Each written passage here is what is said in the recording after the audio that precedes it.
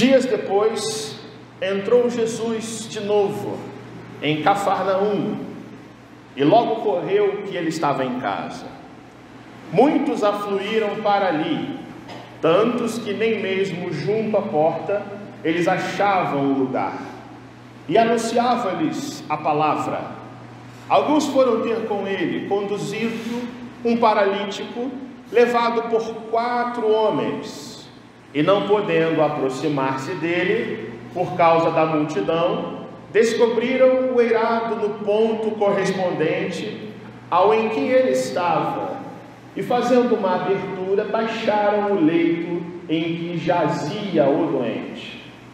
Vendo-lhes a fé, Jesus disse ao paralítico: Filho, os teus pecados estão perdoados. Mas alguns dos escribas estavam assentados ali e arrazoavam em seu coração: por que fala ele deste modo? Isto é blasfêmia. Quem pode perdoar pecados, senão um que é Deus? E Jesus, percebendo logo por seu espírito que eles assim arrazoavam, disse-lhes: por que arrazoais sobre estas coisas em vosso coração? Qual é mais fácil dizer ao paralítico: estão perdoados os teus pecados? Ou dizer: levanta-te, toma teu leito e anda? Ora, para que saibais que o Filho do Homem tem sobre a terra autoridade para perdoar pecados, disse ao paralítico: eu te mando, levanta-te, toma o teu leito e vai para a tua casa.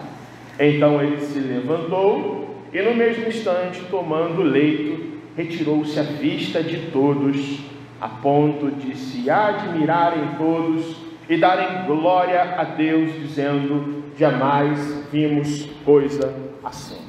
Louvado seja o nome do Senhor, Senhor Jesus, que nos revela pela sua palavra o seu poder e a sua autoridade para curar e para perdoar também as nossas vidas. Nem Jesus agradou a todos, não é verdade? Nem Jesus agradou a todos. Essa é a grande verdade da vida de Jesus. Nem Jesus agradou a todos, porque ele não estava neste mundo para satisfazer os caprichos dos homens, mas sim para realizar a vontade do Pai que estava nos céus.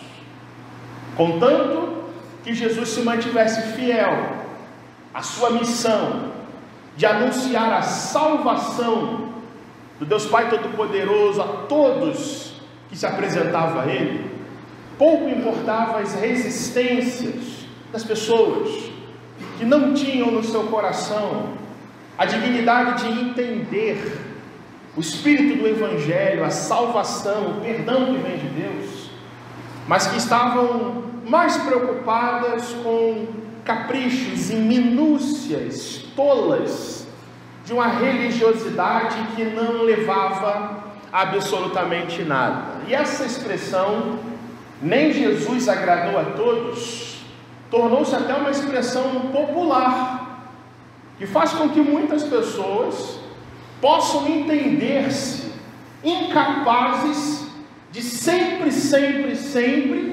agradarem a todas as pessoas.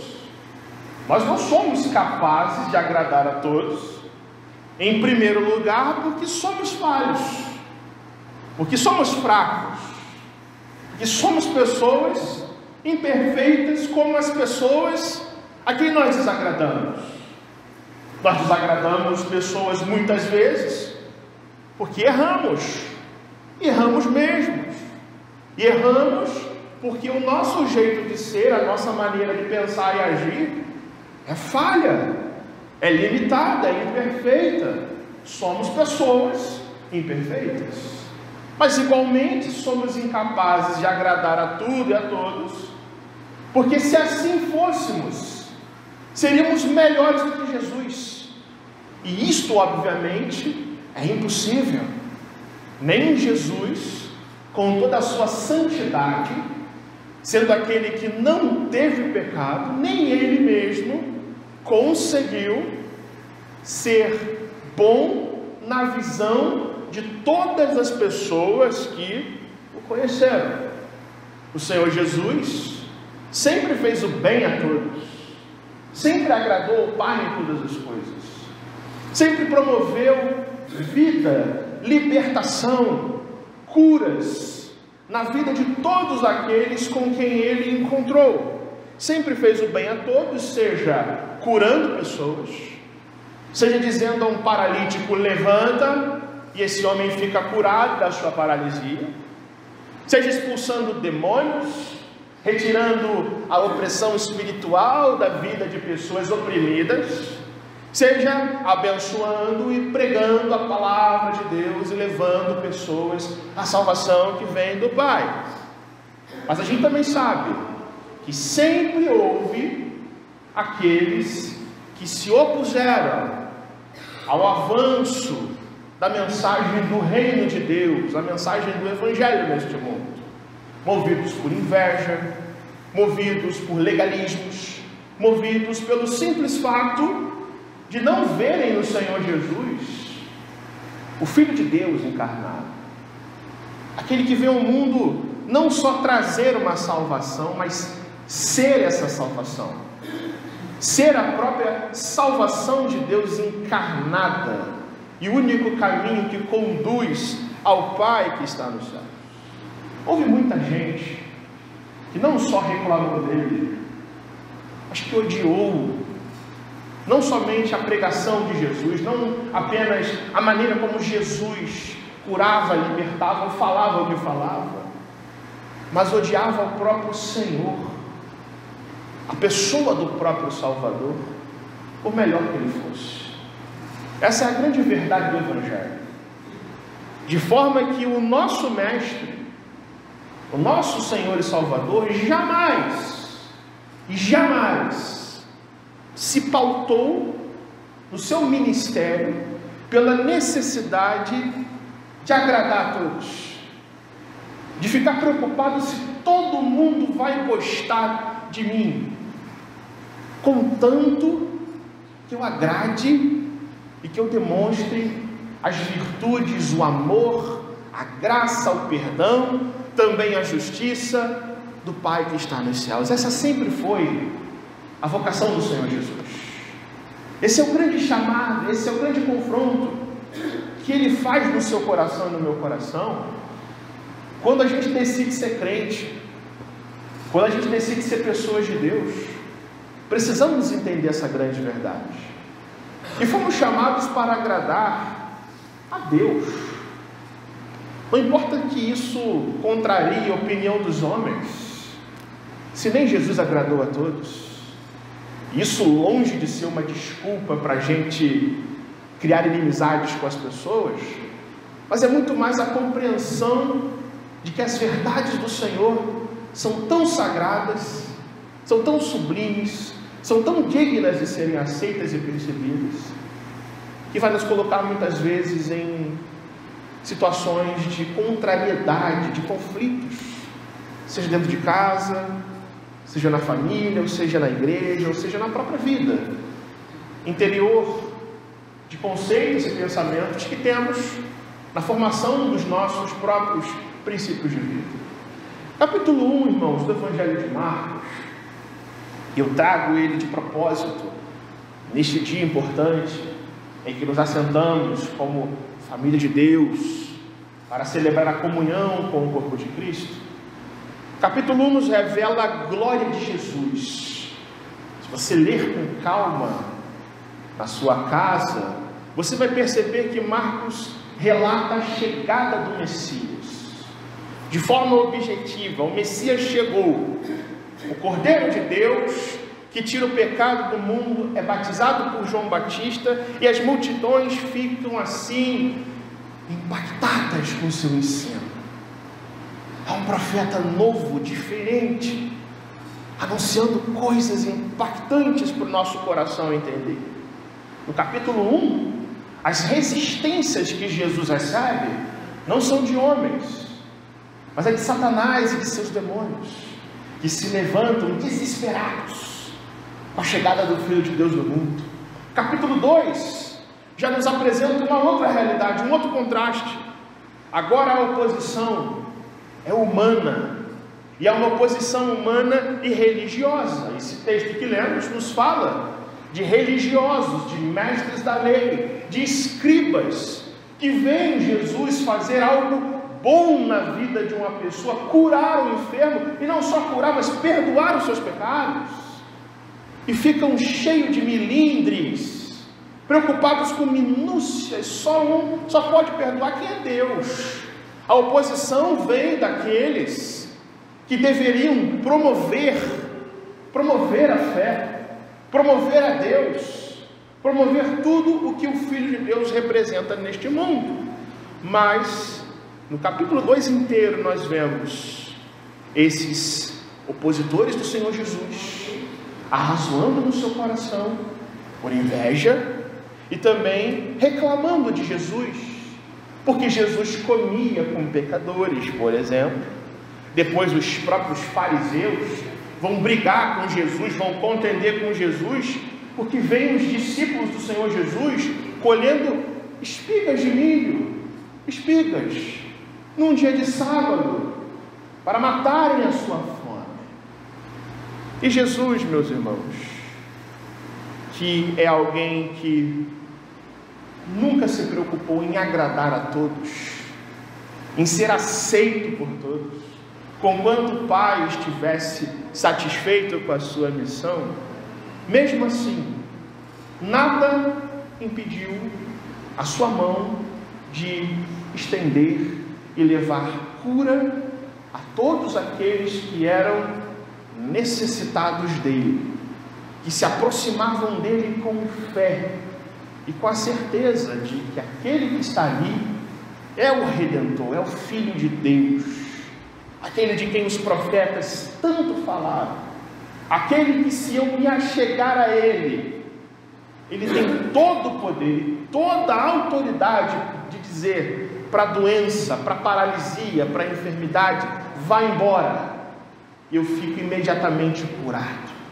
Muitos foram os encontros assim com o Senhor Jesus, relatados nos evangelhos, e este é um desses encontros. Diz o Evangelho de Marcos, que você acompanha comigo, que Jesus chega a Cafarnaum, entra em casa, não sabemos se é a sua própria casa ou se é a casa de alguém, mas a verdade é que onde Jesus vai, o povo vai atrás. Aonde Jesus vai, multidões afluem para ali, tantos que nem mesmo junto à porta eles achavam lugar. É gente demais dentro de casa, se aglomerando com Jesus.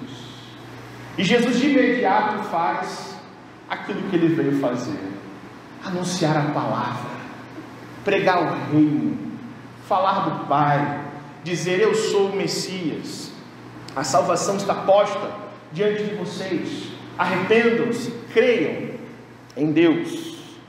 Jesus começa a pregar, meus irmãos, anunciar a palavra de Deus, e junto com as multidões chegam ali também no meio do trigo alguns joios, alguns escribas, uns caras que estão preocupados não com o que Jesus representa, não com a pessoa de Jesus, mas preocupados em avaliar Jesus, em medir, em pesar, em filtrar, em criticar, em se preocupar com coisas secundárias a respeito, e encontrar algum motivo para acusar a Jesus, para logo condená-lo à morte. Jesus perturba o coração daqueles que são religiosos, mas diz o texto, no verso 3, que alguns foram ter com ele, e alguns homens conduziam um paralítico carregado numa padiola, numa maca, por 4 homens. Eles veem a cena, a casa entupida de gente, não tem lugar nem a porta, e Jesus no interior dessa casa. E eles têm uma ideia brilhante: vamos subir no telhado da casa, vamos perfurar um buraco e vamos descer o nosso amigo aqui. E quem sabe Jesus, não vendo isso, não estenda imediatamente as suas mãos. E aí, meus irmãos, diz o texto que eles fazem exatamente isso, não podendo aproximar-se dele por causa da multidão, descobriram o eirado no ponto correspondente ao que o Senhor Jesus estava, e fazendo uma abertura, baixaram o leito em que jazia o doente. Olha que interessante, no primeiro século, irmãos, as casas das pessoas não tinham laje, não tinham telhado de amianto, as casas eram feitas com pedaços longos de galhos e se aglomeravam uns com os outros, e por cima havia uma manta de argila que cobria as casas. Ou seja, as casas eram feitas de um material facilmente penetrável. Facilmente alguém com uma pá, e o texto diz que 4 homens levam o seu amigo paralítico ao telhado, facilmente poderiam fazer um buraco e baixar justamente o paralítico na presença do Senhor Jesus. Agora, olha que interessante, eles fazem isso, de repente está todo mundo dentro de casa, Jesus está ali anunciando a palavra, e você visualiza essa cena, Jesus está ali falando, exortando, de repente um barulho no teto, de repente os galhos se mexem, talvez caísse um pouquinho de pedaço de argila nas pessoas, e as pessoas olham impressionadas, e tem um homem descendo, a maca que está descendo, no ponto correspondente ao que Jesus estava. Veja a vontade, veja a fé, veja a necessidade, veja a atitude ousada e engenhosa que esses homens tomam para obter de Jesus uma cura para esse amigo deles paralítico. Eles baixam Jesus, versículo 5, não diz que esses homens tenham falado qualquer coisa, eles apenas baixam o enfermo na presença de Jesus, e diz que Jesus, vendo a fé desses camaradas, vendo-lhes a fé, disse ao paralítico, o que Jesus fala? Filho, leia comigo, os teus pecados estão perdoados.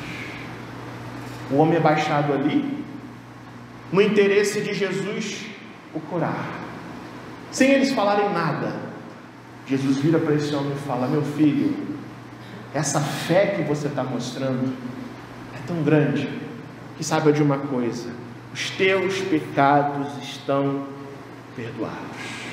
Jesus, que considera, que conhece os corações e considera que as bênçãos espirituais são maiores e mais importantes do que as bênçãos físicas e materiais, promove essas palavras de perdão na vida desse homem e afirma a sua própria autoridade de curar não somente o corpo da gente, mas de curar a nossa alma, de curar o nosso coração. No entanto, diz o verso 6 que alguns dos escribas estavam assentados ali, meio espiões, meio infiltrados, meio com segundas intenções, e diz o texto que eles arrazoavam no seu coração. Arrazoavam no seu coração. A palavra grega para arrazoar, irmãos, é a palavra dialogizomai, de onde vem a palavra diálogo. Eles estavam ali pensando, refletindo, uma crítica sem falar nada, mas só criticando dentro de si. Pouco importa se Jesus curou, pouco importa se Jesus fez um milagre, pouco importa se esses homens tiveram uma fé tão grande, um testemunho de fé tão grande, de baixar alguém pelo telhado. Não, diz o texto que eles arrazoavam no seu coração o seguinte: por que esse Jesus fala desse jeito? Isso é blasfêmia. Quem pode perdoar pecados, senão um que é Deus? Ou seja, meus irmãos, isso que Jesus fez está errado. O perdão, a cura é secundário. O que importa é a gente encontrar alguma falha em Jesus. Você consegue perceber como é demoníaco o coração religioso, meramente religioso? E Jesus, percebendo logo por seu espírito, verso 8, que eles assim arrazoavam, Jesus, percebendo pelo seu espírito, Jesus, que é aquele de quem ninguém foge, que é aquele que sonda os corações, aquele que conhece você e a mim de forma tão profunda que você não precisa abrir a boca e ele já sabe o que você pensa, vira para esses homens e diz: por que vocês estão aí? Esses pensamentos pesados, errados, cheios de crítica, arrazoando essas coisas no coração. O que é mais fácil? Dizer ao paralítico: estão perdoados os teus pecados?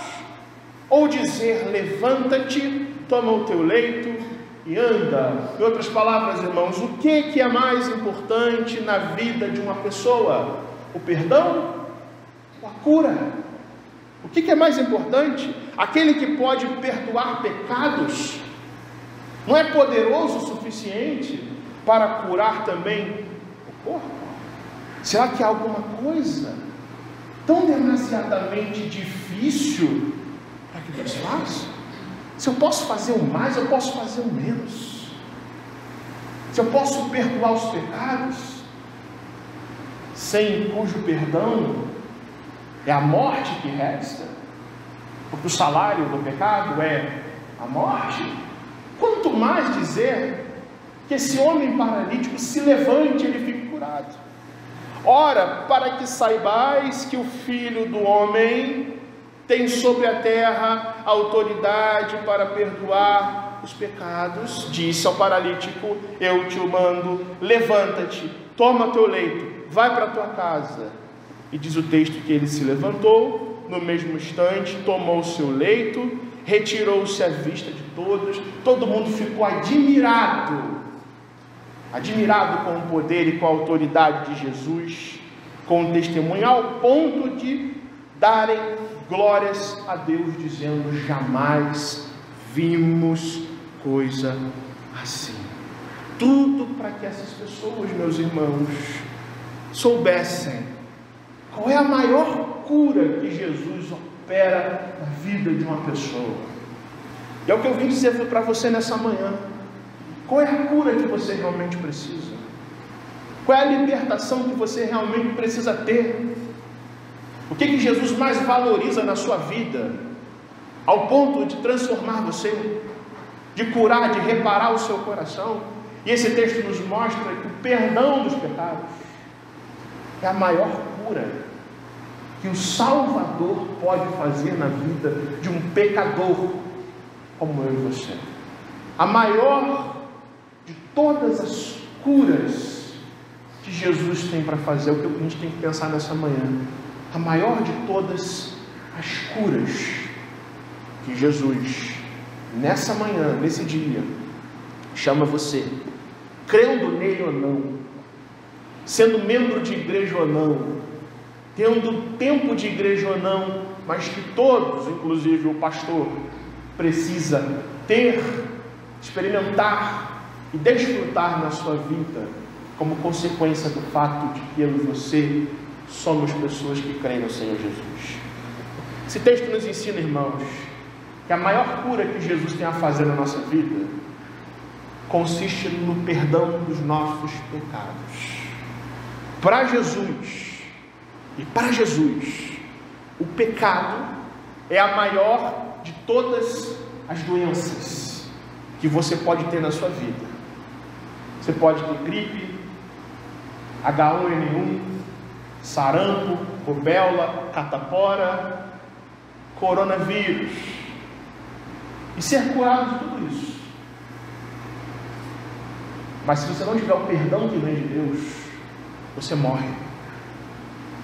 Você pode ter várias doenças na sua vida, Você pode ser alguém que tem doenças crônicas, por exemplo. E se você morre por conta de uma doença, meu irmão, mas a sua alma tendo sido curada por aquele que é o médico dos médicos, e tem autoridade sobre o corpo e sobre a alma, o seu destino é a glória celestial. Mas o contrário não é verdadeiro. Podemos ter uma boa saúde, uma boa vida, uma vida deleitosa, cheia de bênçãos, mas se a nossa alma não estiver curada, se não aprendermos, irmãos, a confessar a Jesus os nossos pecados, não só confessar, mas antes disso, reconhecermos-nos como pecadores. E se não fosse, irmãos, Jesus perfeito, o que este pão e o que este cálice simbolizam, nós estaremos no inferno há muito e muito tempo.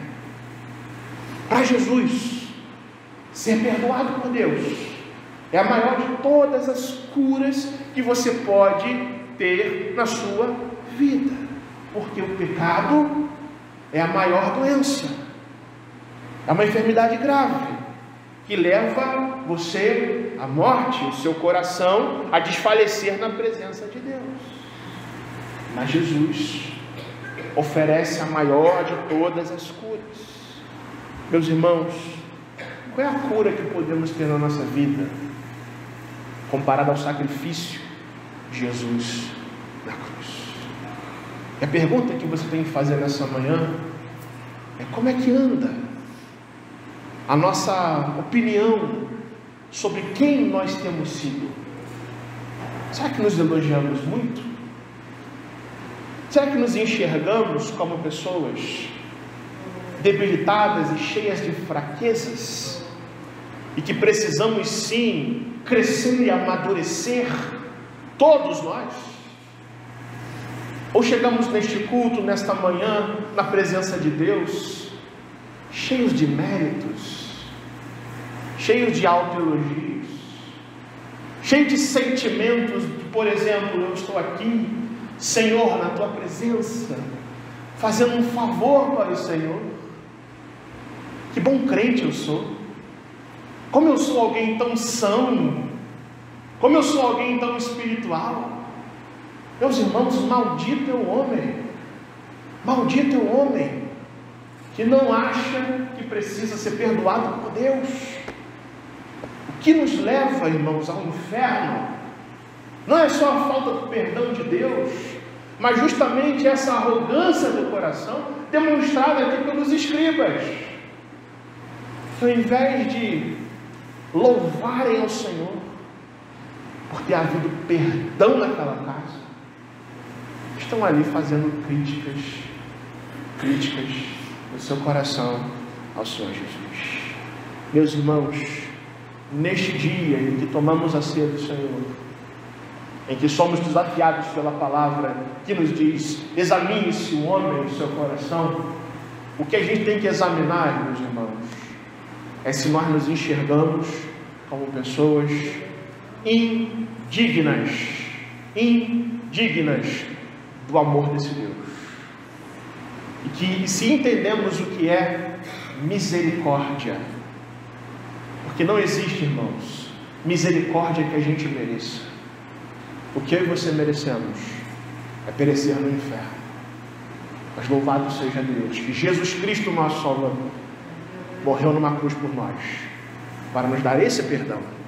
A todos nós que cremos nele, a todos nós que reconhecemos que Jesus é o Filho de Deus, o único que pode curar o nosso coração. A maior de todas as curas que Jesus tem que fazer no seu e no meu coração é o perdão dos nossos pecados.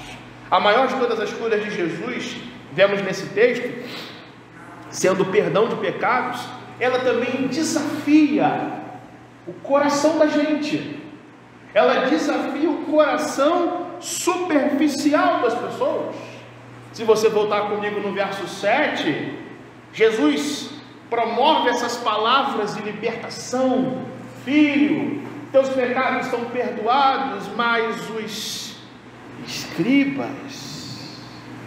E aqui a gente está falando de pessoas inteligentes, pessoas da religião, pessoas que leem Bíblia, irmãos, pessoas que têm vida de oração, professores, muitos deles ali, de religião do povo, gente que sabe tudo de Gênesis a Malaquias, que conhecem todas as histórias da Bíblia, que tem história com Deus, de conhecimento, rigorosos na sua doutrina.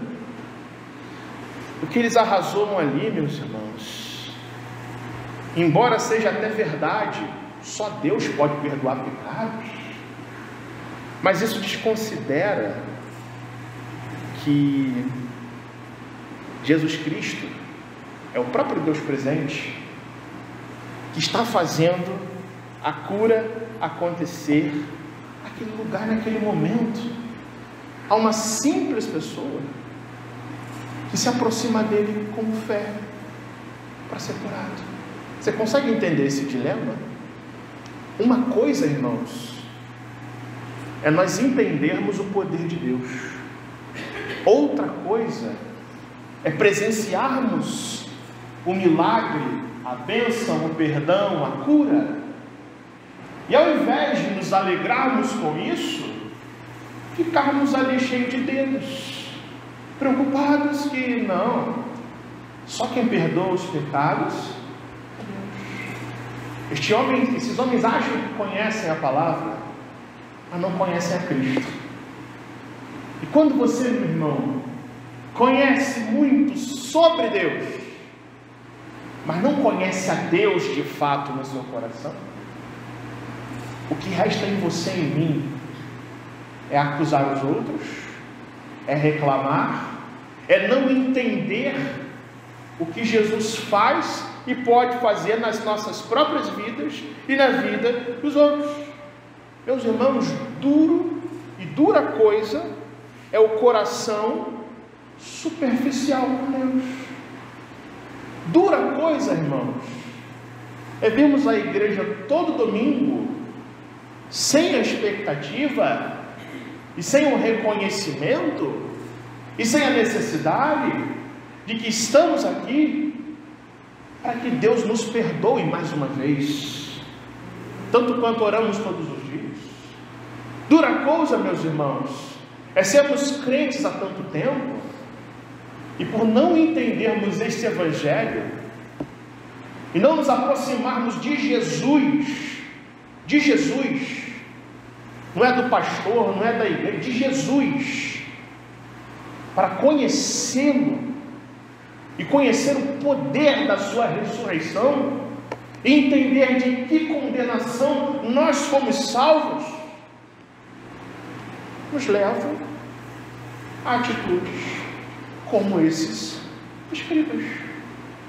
Vem Deus fazendo coisas boas, vê Jesus curando um homem que se aproxima dele com fé, e eles que são conhecedores da palavra, que conhecem os profetas, que conhecem a lei de Deus, que deveriam se levantar ali e dizer: que coisa maravilhosa, houve perdão nessa casa, vai ter cura nesta casa, são os primeiros a ficar melindrados, porque só quem pode perdoar pecados é único Deus.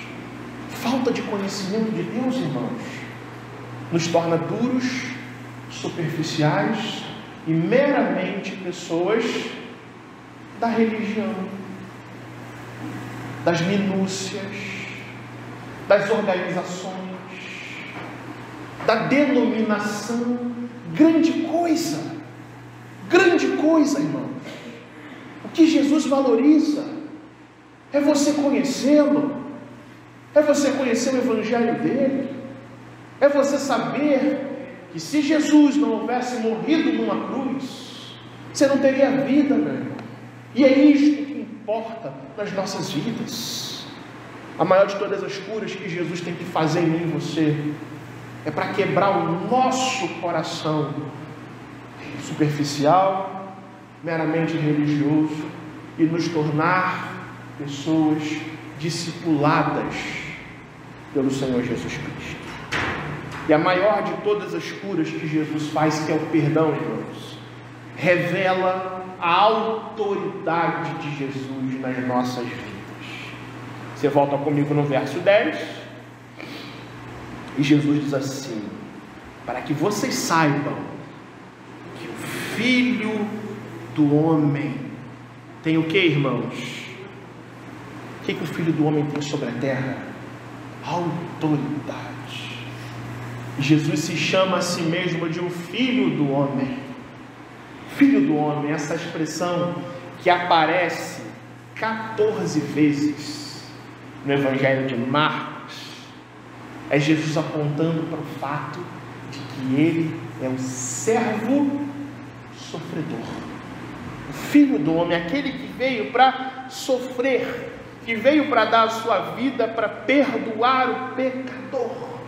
O Filho do Homem que veio perdoar os pecados é também aquele que tem autoridade plena da parte de Deus para fazer isso. Meus irmãos, a missão de Cristo hoje nas nossas vidas não é tornar a nossa vida melhor na terra, meus irmãos.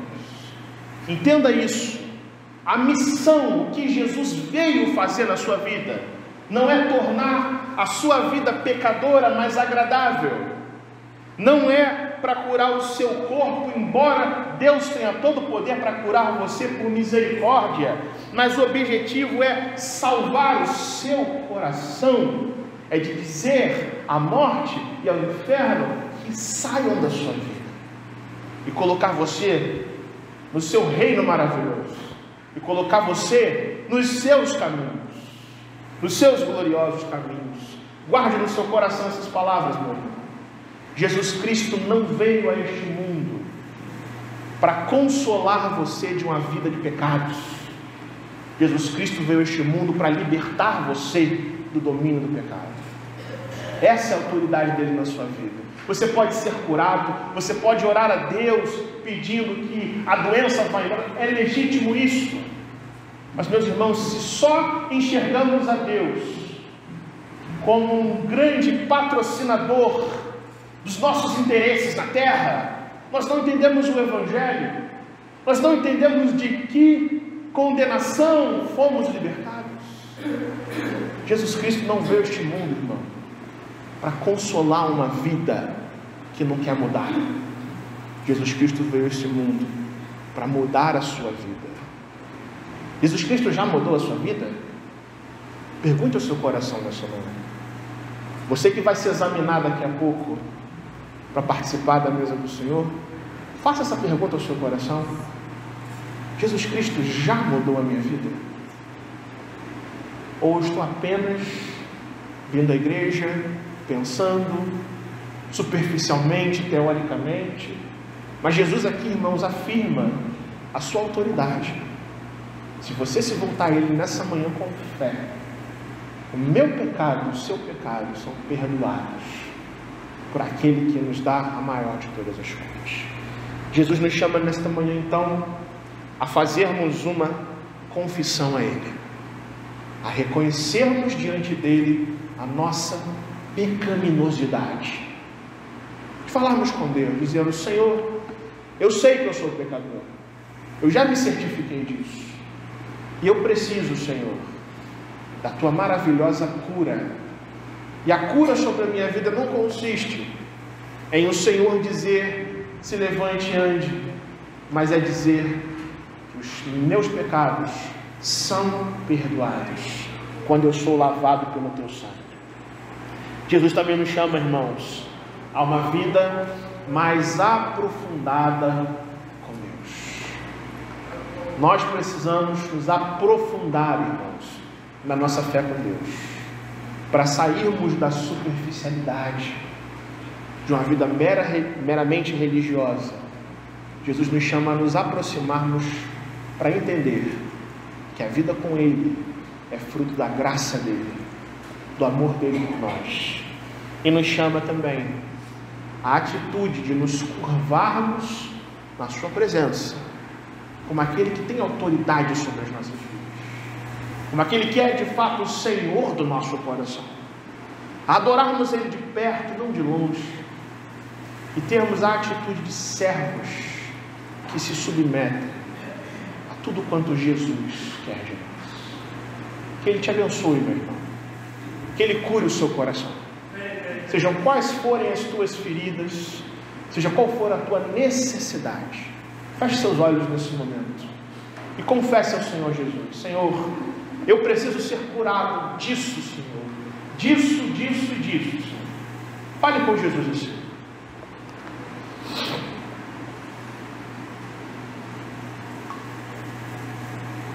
Senhor Deus, louvado seja o teu nome, Senhor. Nós sabemos que o Senhor nos cura, que o Senhor nos liberta, mas, Senhor, também sabemos que o teu perdão é a maior bênção que podemos receber neste mundo, Senhor, nesta vida. É a maior necessidade do nosso coração, Senhor. Não é a riqueza, não é a fama, não é o elogio das pessoas, não é nada, Senhor, que possa ser angariado nesse mundo, Senhor, mas é o perdão que o Senhor nos dá de graça, quando nos aproximamos de Ti com fé e com o coração pronto, Senhor, para receber de Ti o verdadeiro quebrantamento que precisamos. Senhor, cura o nosso coração, Senhor. Ajuda-nos, Senhor, a viver conforme a Tua palavra, Senhor, requer de nós. Nos faz aprofundar, ó Deus, e mergulhar na Tua graça, Senhor, e reconhecermos que só o Senhor é Deus Todo-Poderoso, que tem autoridade sobre os céus, sobre a terra e sobre as nossas vidas. Esta é a nossa oração, ó Deus, que fazemos no nome santo do Senhor Jesus. Amém e amém.